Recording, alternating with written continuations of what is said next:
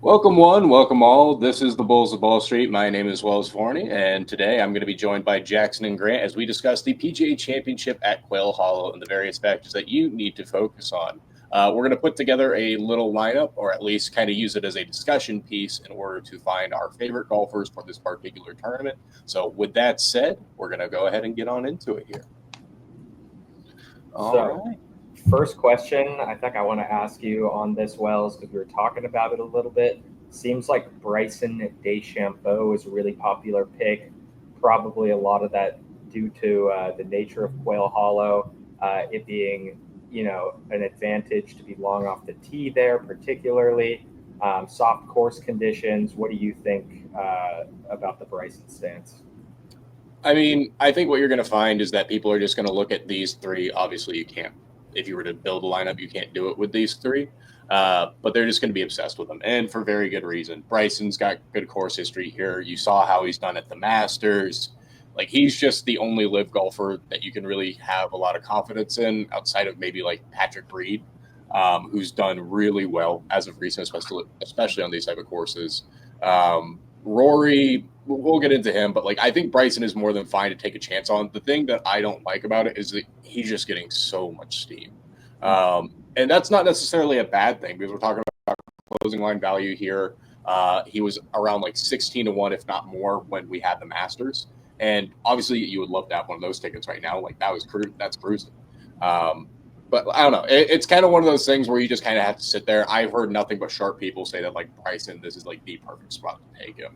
But my kind of 2 cents for that, I guess, is like I think these are guys that we should be taking first round leaders on if we're really thinking this is going to come down to just one of these three.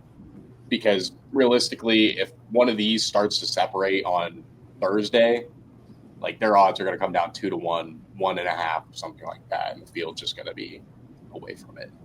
Is there a rogue long driver who's good on long par fours that we could take that is kind of streaky that I feel like that's a good lean for a first round leader, someone who could put together one really solid round who's long off the tees but doesn't really have the game to sustain that over 4 days? I mean, it's kind of interesting. So if we just go and look at like apex distances and whatnot, you're going to see that like the person who has the best apex height on Quill Hollow is Phil Mickelson. I don't think we're going to take a chance there. I think he's a bit too old. But like, I don't know, the guy that's kind of sticking out to me is like, I think Benyon is kind of the fun one to take because of the same shot type that he has with Rory.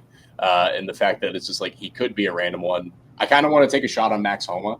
Not going to lie, has a lot of really good history here. He's been playing well. He's been tearing up. But I don't know. Maybe even Mackenzie Hughes, if you want to get really weird. After all, this is kind of his local course these days. I imagine he has more time to practice on it than just about anyone.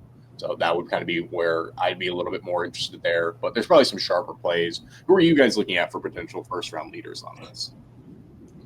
I was looking at Bryson. I kind of was chasing line movement when I took the bet. I took him at 9-1 odds on DK when I saw the next best thing was 7-1. Pretty much just for what we were talking about there. I think Rory and Scotty are good options too. I kind of have a hard time with the value there though when it's like both of those two have been settling around like between 4 and 5-1 odds to like win outright. It seems kind of crazy to me to put money on. I don't know. What do you guys think about that? Just Bryson. Just like no, like Scotty and Rory's odds being like so tight relatively. I feel like it's just like even if it might make sense, it's just hard to bet on. I just can't get behind the Rory one just because everything I click, it's just like, this is Rory's playground. This is Rory's playground. This is Rory. And it's just like, I get it. Like, he's even the favorite on Hard Rock, which I just have a hard time believing. But the only reason that is because Scotty's never played on this course. Like, that is the only reason. And it's just like, well, what if Scotty just plays like Scotty? I guess is kind of my only counter I have. But I don't know. Bryson's probably the wiser play. Line movement, like, it's better to chase the closing line value there. Yeah. In my opinion. Especially if you can get 9-1, like Hard Rock's only allowing 7. Yeah. Someone else I was looking at was Schauffele, just because he is in pretty good form recently despite the injury, and he, obviously defending champ. So I think he's had a bad season so far, but I think a lot of people see this course as a potential bounce back. One guy I'm fading is Morikawa, who I think is top 10 in odds, probably even top 6 or 7. I just don't think this course is really made for him. He's really pure with kind of the mid-range clubs, but I think on some of these super long par fours, some of them are over 500 yards. His short game just hasn't looked great this year, and I think some of the mid-range game just won't be able to make up for him losing a lot of distance off the tees on a course like this. So I'm sure he's a somewhat popular pick, but I mean, I don't think he's like going to miss the cut or anything, but I just don't think he'll perform up to probably where he's projected to this weekend. I like that. If you could take like an outside the top 10 or something like that, that would be a play I would like. That's kind of So fun. let's do this then. Let's each choose one. Because I wanted to create a game where it's like we play the ladder, if you will. So you have to quite literally choose one from each category, and hopefully one of us can fulfill the ladder one of these weekends, which is like someone miss the cut, make the cut, etc. But I'll figure out for that in a second here. But to kind of get us started, I guess, once we move to that B tier, I think you guys made a great transition there. Among like the Xander, Colin, Morikawa tier, who are you guys looking at as kind of the favorite? Because I'm with you, Jackson. I really like Xander this weekend. He was looking a lot better, especially on that fourth round. And if he's healthy, I do think he's massively mispriced. Totally. And that 8th place finish at the Masters was definitely promising in that regard too. So I think it should be good things for maybe a back-to-back potential here. Yeah, I mean, I think Xander would be one of the top ones in that tier. Justin Thomas is getting a ton of hype because I believe he won at this exact course, and he's been playing well as of late, won the tournament right after the Masters. He's been in good form. So that's kind of one that I think a lot of people are buying into. The odds are a little bit juiced. He's the 6th favorite, so that just feels a little too high because I don't know in 2025 if Justin Thomas should ever be a top 6 favorite to win a tournament, especially, I don't know, given the form and everything, it feels like it could be kind of a sucker play, but a lot of it makes sense, obviously, given the history at this course. I'm a big Joaquin Niemann guy. I feel like he always finds a way to let us down a tad towards the later end of tournaments, but I feel like his game fits this course well, and he's probably the second live guy that I would have the most faith in. The ball striking is crazy. He can hit the ball far off the tee. It just feels like should line up decently with this course. Yeah, I like Joaquin as well. He's definitely interesting, but to be honest with you, I'm fading the whole entire Live Tour. I mean, it's fair. They have There's going to be some random dude from Live that plays well. It'll be like a Hatton or someone like that just comes out of nowhere and is playing well. But yeah, my bet for Live to do well is going to be Patrick Reed here.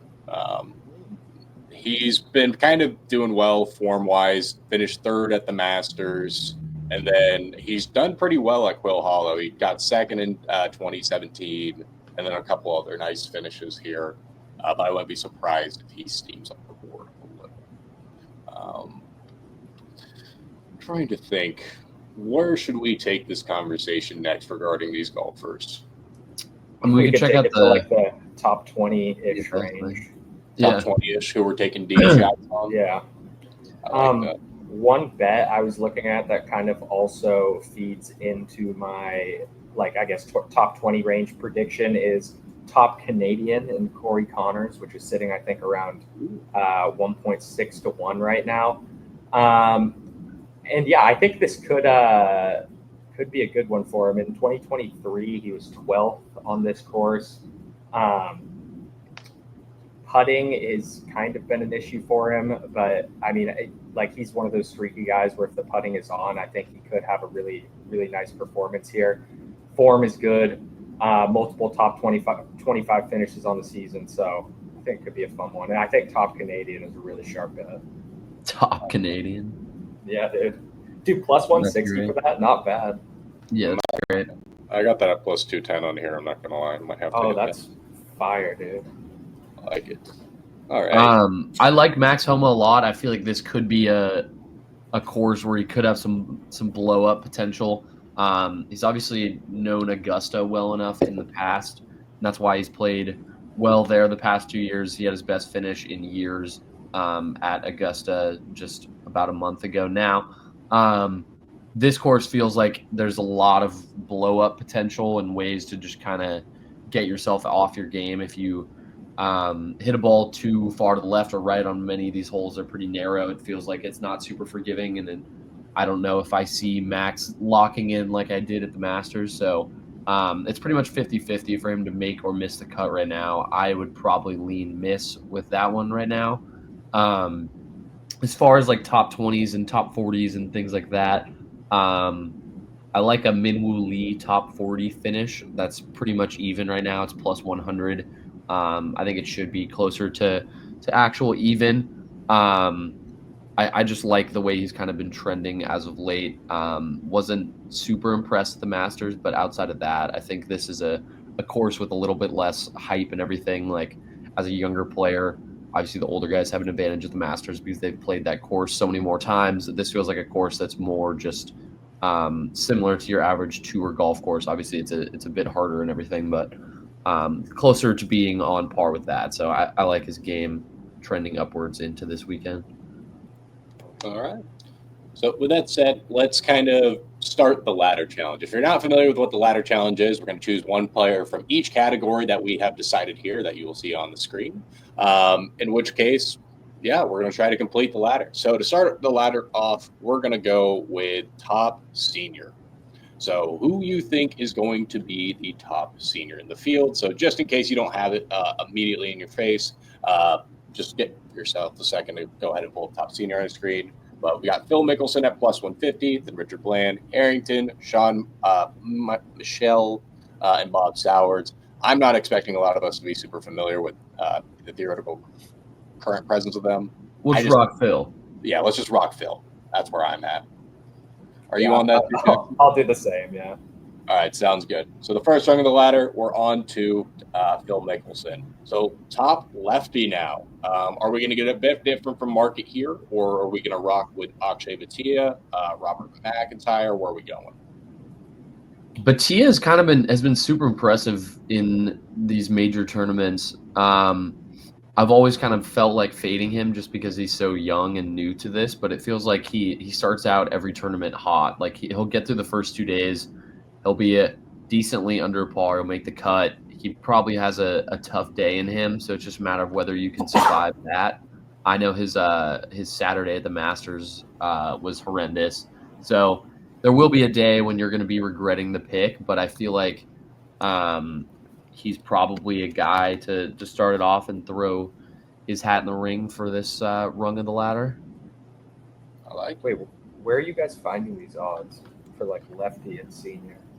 So on Hard Rock, they've just got tournament lines, and then it'll give you a little subcategory that you can swing left to right on. I'm on DraftKings. I'm not seeing any of those weird ones besides nationality. Let me see if I can find it on DraftKings real quick. Try to make this easier. There's winner without, top finish, round finish with tournament groups.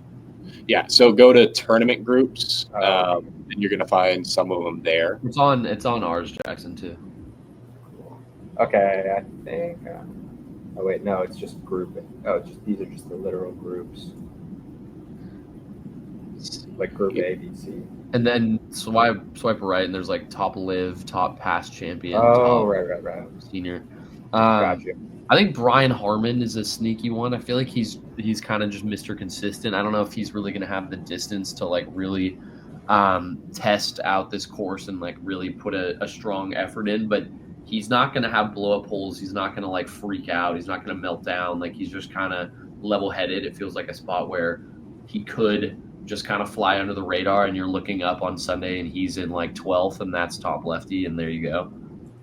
That would not be shocking at all. So who are you thinking? You're thinking. I'm gonna go with Brian Harmon. There's a little more juice with that one too than there is with Akshay. Akshay, I feel like definitely has the higher ceiling, but there's potential for a bad day that could kind of drag him down. So let's go with Brian Harmon. I'm gonna go with McIntyre here. I'm gonna get different from you. All right. So it sounds like we're each a little bit split here. So different rungs on the ladder. I'm on Akshay, Grant's on Brian, and then Jackson is on Bobby at the Scotland. All right. With that said, we're going to move on to our next rung of the ladder, the top live golfer. So the overwhelming favorite, which honestly, guys, surprised you're getting this odds on it, close to plus 200 on Bryson. But that is not the guy I'm going to be rocking with. I'm going to go with Patrick Reed. I've been talking up a little bit here at 12-1. Given his course history and whatnot, that's where I am personally landing. That's fair. Yeah, I'm what do you think about Bryson. Rahm? I feel like his odds are juiced. They've been juiced for years. I don't think he's really the player that is deserving of these odds much anymore, but back at the top of the odds for pretty much all categories this weekend. Personally, not my favorite flavor, but like I wouldn't be surprised if just out of nowhere he's just like, oh yeah, I'm good again, because that's just kind of how golf works. I feel like sometimes, but yeah, that can happen. For the purposes of the ladder, if we're parlaying all these together or putting these together in some form, I'm just gonna put Bryson. It feels like the easy choice. I will be taking Neiman separately, just as a little splash on the side, but I feel like for the purposes of this ladder, if it does end up being Bryson, it's just you're gonna feel bad not having him thrown in there. So I think throwing a little side play on Neiman is great, and then keep Bryson in for purposes of this challenge. Yeah, I have a bet in on Bryson winning the championship, so I'm going to put him as my number one live golfer. I like it. All right. So with that said, we're now going to move on to. I only have top 20 on my book, but we can try to go longer if you guys want, and I can try to find a top 40 I can look at. Yeah, I said my top 40 was who did I say? Minwoo Lee. So I'll just lock that in. We don't need to touch on that too much further. Top 40. I don't know what the odds are, but I can tell you if you give me the guy. Let's go with the son of Thor, Michael Torbjornsson. Lock him in for a random top 40. I think this is a course that he can particularly do well at. All right. I'll find. Oh, plus 210. I like it. All right. Let's get different here. I think I'm going to go with Aaron Rye for top 40. Ooh, I really like that. I have him top 10. That was me, my top 10 guy. Damn, he's like plus 380 for top 20. I can't see. Yeah, he's plus 1,000 for top 10. I really like that play off of Aaron Rye. A lot of strong divers. But yeah, we probably have the same logic, but if you want to touch on it to start, I feel like that's a good one. Yeah, he's probably like, I would imagine if we're talking top 40 around even, if he's like probably better than even if he's plus 380. Plus 120. Yeah, plus 120. Bunch of top 20 finishes, looked great in the Mexico Open and the Players, Arnold Palmer Invitational. Doesn't have the longest drive ever. But, I think if he can get that on point, he could have a good tournament here. But there's like kind of two ways to approach this course, it seems. Like either trying to overpower the course by just driving it super far, or you can just be super accurate with the driver and just not get yourself into trouble and just kind of play under command. And that's kind of what Rye has proven to be able to do. I feel like he's not going to try to do too much with the driver, which is fine. Like there might not be a super, super high ceiling, but he's not going to like try to swing out of his shoes and like end up in a bunker in the trees or something. So I like him just more kind of for the accuracy with the driver there. I do as well. Apparently the rough is going to be raised 0.75 inches as well. So we'll see how much of an impact that has. All right. Should we do top 30 or jump to the top 20? Go straight to 20. All right. Let's jump to the top 20. This one's a little bit more interesting for me because now it's like, all right, how do we make this a little bit more entertaining? I think we're going to go with Max Homa, top 20, just for the course familiarity. I was debating on Steven Yeager there because of the Yeager bombs, but we're just going to keep it simple and rock with Max Homa. I'll go Patrick Reed for the top 20 for your logic. I like it. And I'll go Corey Connors at 2-1. Ooh. All right. Now we move our way into the top 10 here. This is where it starts to get a little bit more interesting. Top 10? Yeah, top 10. I'm gonna spin it to you guys on this first one. Okay. I I'll mean, go not with, the most exciting. Oh, go ahead, Grant. I was toying with potentially having this as a top 5, but for the purposes of this, we'll just go with Sung Jae top 5 or top 10. I love Sung. He's been pretty boom or bust a lot, but I feel like this is a spot where he's somewhat familiar with the course, and I feel like he's the king of just kind of hanging around a leaderboard.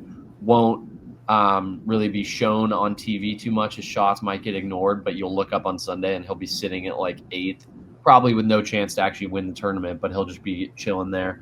Yeah, I mean, he's had a ton of top 5, top 10, top 20, top 25 finishes in his career at majors, and that just feels like a spot I want to attack here. I guess I'll just go Xander here at. You both took two of the guys I was looking at. Damn it! I just didn't know. I feel like you could do something a bit more fun than like a 2-1 odds Xander Schauffele for top 10. But either way, I think based on all the reasoning we talked about already with Xander, that it's pretty sharp play. All right. I'm probably going to do the more risky play for the top 10 just because these odds are just beyond wrong if he's actually healthy, albeit the herniated disc gives me a lot of reason to believe he's not. But Jason Day, absolute monster on this course. And I know that's going to be like, what? But like if you do look at his course history, he's pretty strong here. Had multiple top 10 finishes, even one in 2018. But it all comes down to this herniated disc. He had a nice little run up in the Masters here as well. So we'll see if he's plus 550. Yeah, plus 550 on that market, and then we've got him plus 600 on Hard Rock. So that said, we move to the top 5, where it's starting to get. Then I'm going to start us off on this one. Scotty Scheffler.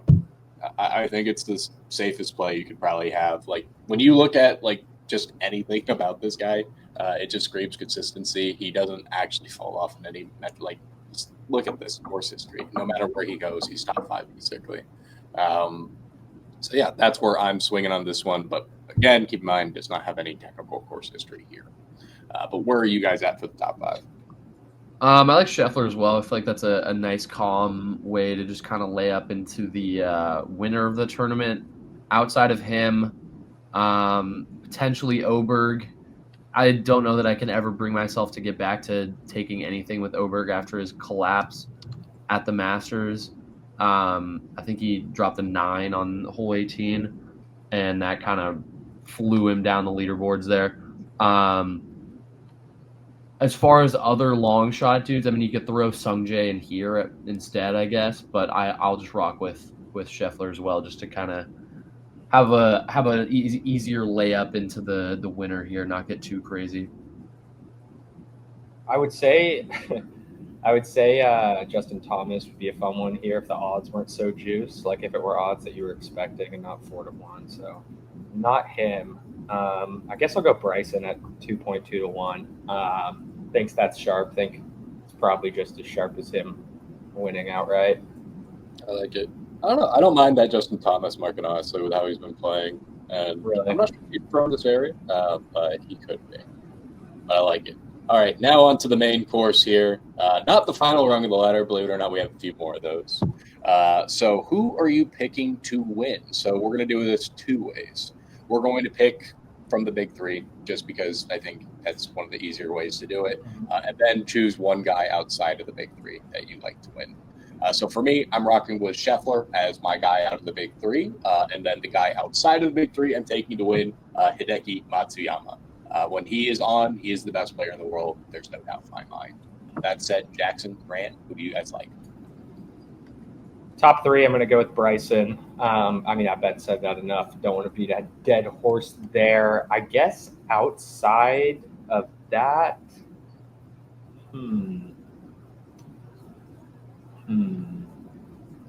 this is tough. Do I take like a super deep shot or not? I guess. For what it's worth, just context-wise, it's either like somewhat of a short favorite here, or it is like the longest motherfucker you've ever seen this amount won it. Like Homa won at 150 to 1 odds. So don't be afraid to take any deep shot you want on this. Man. All right. I think I'm just going to – I already said him, though. Come back to me, Grant, what you got. I'll go with Rory of the top three. I think Scotty's probably still the better golfer, the more consistent golfer, but I think Rory's game is a lot more tailor-made for this course.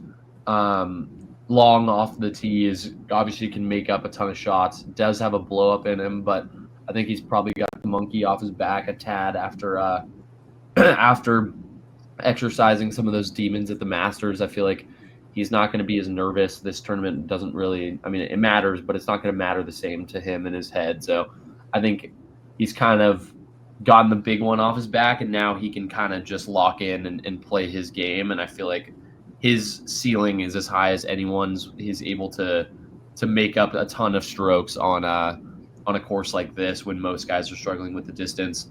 The longer shot I'm going to take, let's go with Neiman. Touched on his game earlier. Long driver, high ceiling, somewhat low floor, which I guess is kind of what you want for a longer shot take to win it. Not like the most consistent guy, but could have an awesome couple rounds to start it out and you'll be in play. And then from there, you could either hedge out or ride it out and kind of just see what happens. But he's an exciting player that I think has a real shot for sure. All right, I'm going to take a deep shot with mine. I decided I'm going to go with Andrew Novak, who's been in super good form recently. Accurate driver, kind of like what we were saying, yeah, with Aaron Rye.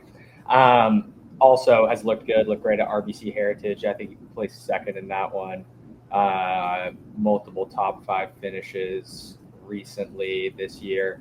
Yeah, I think it's a fun shot. Can you guys see the odds on that? I'd imagine it's like. He's going to be 100 plus, I guarantee it. Really? Yeah, he's 150 to 1. Damn. Okay, well, that's a deep shot. We're taking Andrew Novak. Hey, that's all that matters. It's worth taking those deep shots. Sometimes I'm seeing plus 19,000. All depends on your book. Yeah. Yeah, Jesus Christ. But the reason the odds are juiced this way is entirely because we have these big three up at the top. If they weren't there, these are just so mispriced. It's not even funny. So that is the whole debate right now. Is like, are we all just going to give in to the fact that we're just so confident it's guaranteed to be these three? Are there odds on those three or the field? I think they were set at like minus 115. Jeez, dude. I don't even know if I would take that as the thing. Yeah, that's kind of the hard part. Is like, I don't know if I would take that without them. Kind of a fun thing to root for, though. Yeah. Like that, if you're just kind of casual and you're just sitting back and you're just rooting for any other person, like any good shot from anyone outside of those guys, you're fired up. Like that's kind of an electric play to get involved with. I just think that way to look at it. There's no reason not to be taking shots on the longer guys. Like, yeah, the guys are playing in top form. Don't get me wrong, but it's just like I don't know. I just feel like you're going to see one of these longer guys get into the mix with some decent quality. Like, I don't know. Hideki looks extremely wrong. Well, the guys that you've said, like, it's very interesting. One of these guys will be up there mixed in. But for the next part of the ladder, don't worry. We're almost done going up the ladder here. We're going to go with our favorite end-of-round leader. So spot to take a shot if you want. I talked about taking Scotty. I still think that's probably the best play. But I'm going to get a little weird here for a first-round leader, and we're going to go with Mackenzie Hughes at 150 to 1. Huh. That's any round? For just the first round. Okay.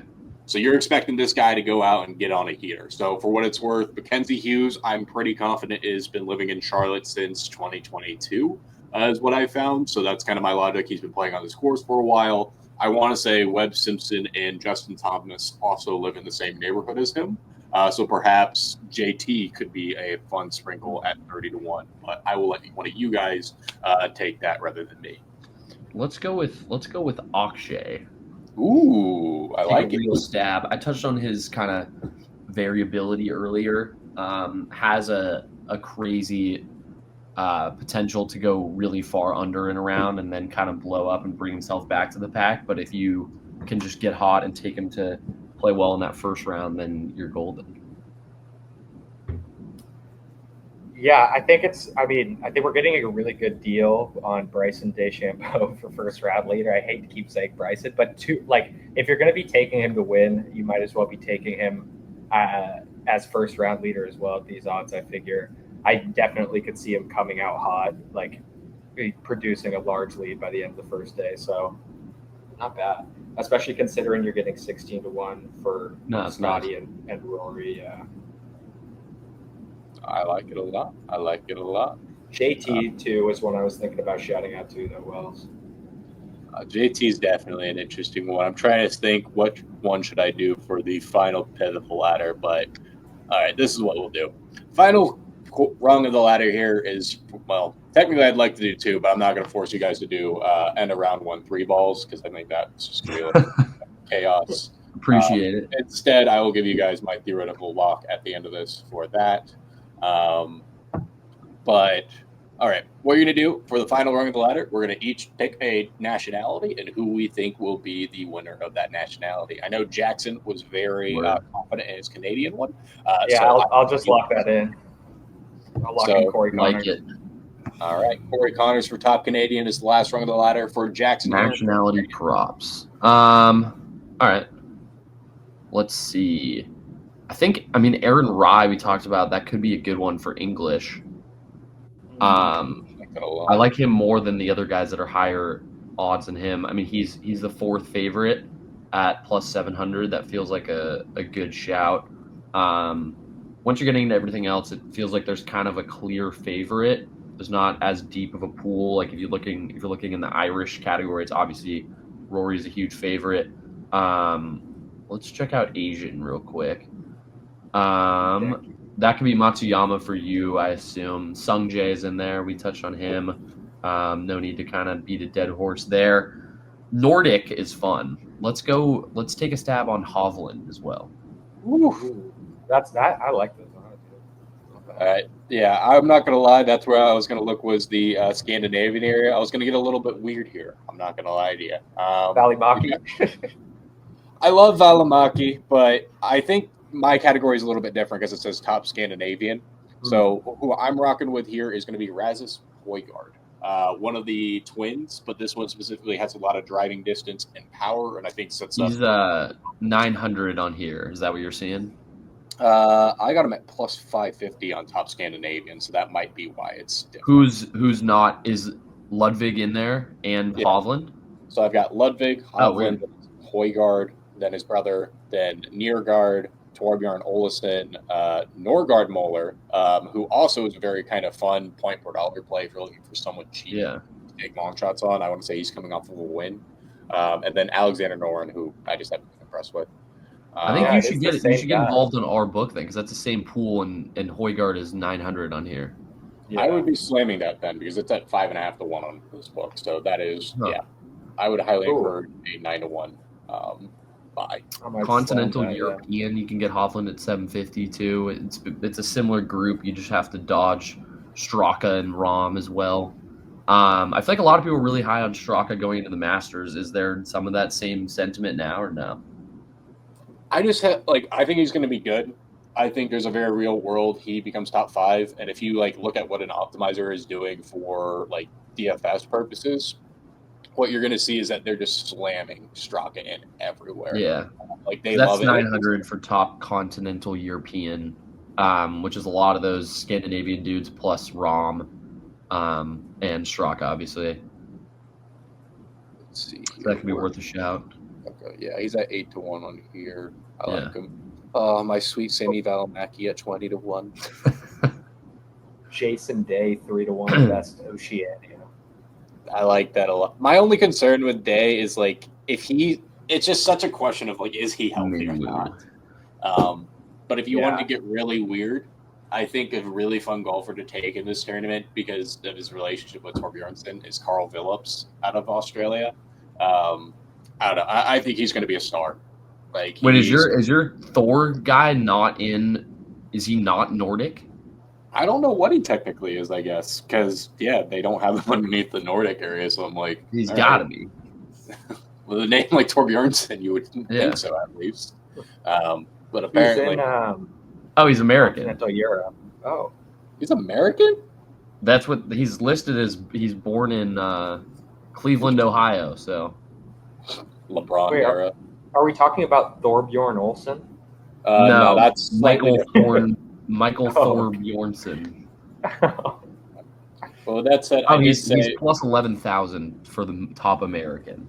I would have put him up. Yeah, no, I love him, but no. Let's see. So I did say I was going to be doing a lock theoretically for the third round or first round 3-ball. I was on a bit of a heater with these last weekend. So what I will do is I'm actually going to give a parlay as well. So the lock that I'm going to go with is, which one did I already take that I like the most? This one. Mackenzie Hughes, first round 3-ball matchup. I really like it. I'm going to take him to win at minus 120. He might have better odds in your book. I don't know. But all he has to do is beat out EVR or M block. If you're not familiar with how these bets work, so say he has the same score as EVR, right? They tie for minus 100 par or something. What the book will do is they're going to take your bet, they're going to divide it in two, and then take that half bet by the winnings. So if it's plus 100 and you had a $40 bet, it would pay out $40. Like, it's kind of annoying that they do that, but it is what it is. I'm rather confident he plays at this course all the time. Guilty Pleasure's been watching these Grant Warbeck videos where they just played on tour, and like you literally see Mackenzie Hughes like just gaming, kind of like he's like, oh, you need to do this, you need to do that. Like, right. And he's in the same group as Michael Block. Yeah. So that's a lock then. Pretty much. It's basically a contest between him and EVR. And I love EVR, but like he's either going to be cruising or he's awful. Yeah. There's no in between. Are they in the same pairing, or it's just a made-up grouping for the bet? That's just their little 3-ball group. I think they are probably like teeing off together, would be my guess. Okay. Let's see here and pull up the groups. You can probably find that real quick.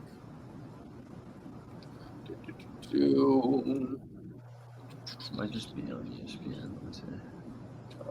Quick. But while Grant finds that, I'll go out and give the little parlay as well. So these guys were the ones I didn't take because I was like, the lines are just too juiced in my opinion. But why not? You get 7.8 to 1 on Hard Rock.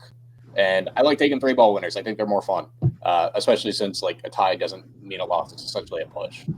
Kevin Yu over John Kiefer and Larkin Gross. I feel like that's pretty strong. Eric Cole over Eric Steger and Cam Davis, minus 115. Our boy Michael Torbjornsen at minus 200 over S. Michiel and Jay Duffner. I honestly couldn't tell you who either one of those second guys are. Ben Griffin over Bobby Gates, that's a name and a half, and Lee Hodges at minus 120.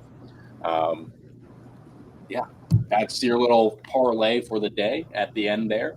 I don't really have any more categories to kind of dive in here. I didn't prepare a super strong vocation on how to fully attack this course. So next time, I'll become more prepared with a better outline for us to follow. But do you guys have anything else you kind of want to touch on before we wrap this up? No. All right. Well, with that said, we hopefully you found this a bit insightful. Got to see a little bit inside our brain. We're going to be bringing you guys some more PGA style content here. I think there's a bit of a niche that needs to be hit. People need the PGA content, so we're going to bring it to them. But yeah, tail, fade, whatever you think is necessary. Let us know down in the comments who you have winning. And until next time, y'all, peace.